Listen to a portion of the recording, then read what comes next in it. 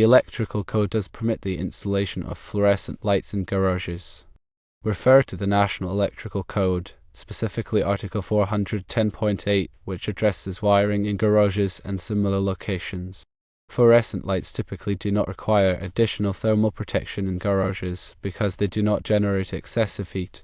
However, if the fluorescent lights are installed in close proximity to combustible materials or foam insulation, it is recommended to consult with an electrician for specific guidance. Fluorescent light should be securely mounted and protected from damage. Fixtures should be listed for damp or wet locations if installed in areas exposed to moisture or water. The wiring should be properly installed and protected from mechanical damage. Now let's delve a bit deeper into some considerations. Firstly, understanding Article 410.8. This section of the NEC focuses on the specific requirements for wiring and installations in garages and similar environments.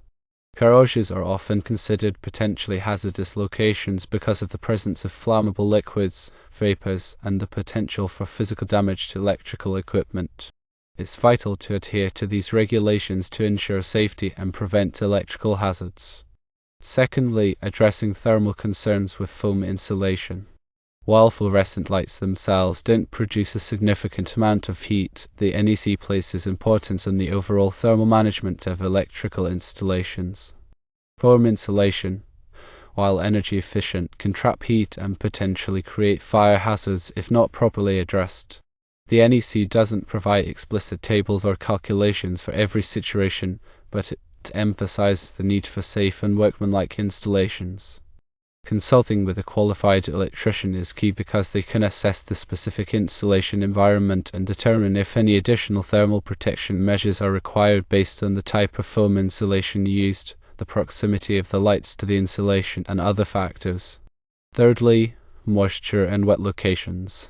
If the garage is subject to dampness or moisture, such as in areas where vehicles are frequently washed or where there is poor ventilation, it is crucial to use fixtures listed for damp or wet locations. These fixtures are designed to withstand moisture and prevent electrical shock or corrosion. The listing ensures that the fixture has been tested and approved for use in such environments. Fourthly, proper wiring and protection. Wiring in garages must be properly installed and protected from physical damage.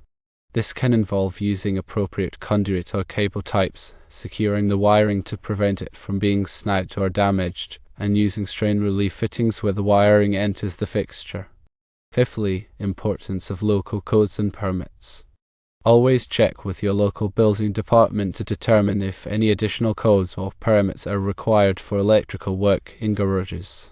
Local codes may have specific requirements that go beyond the NEC, and permits ensure that the work is inspected and approved by qualified electrical inspectors. Sixthly, considering LED alternatives. Light-emitting diode, or LED, lighting is becoming increasingly popular as an energy-efficient and long-lasting alternative to fluorescent lights. Light-emitting diode fixtures generally produce even less heat than fluorescent fixtures and may offer additional advantages in terms of energy savings and maintenance costs. When making lighting choices, it's worth considering LED options. Seventhly, ground fault circuit interrupter, or GFCI protection. Garages typically require ground fault circuit interrupter protection for receptacles and sometimes for lighting circuits. Ground fault circuit interrupters are designed to detect ground faults and quickly shut off power to prevent electrical shock. Check with your local codes to determine the specific requirements for GFCI protection in your area. Eighthly, fixture mounting height. The NEC may have requirements for the minimum mounting height of light fixtures in garages, particularly in areas where vehicles are parked. This is to prevent the fixtures from being damaged by vehicles or other equipment. Ninthly, junction boxes. All electrical connections must be made inside approved junction boxes. Junction boxes provide a safe and secure enclosure for wiring connections and protect against electrical shock or fire hazards. 10thly, qualified electrician. It is always recommended to hire a qualified electrician to perform electrical work in garages.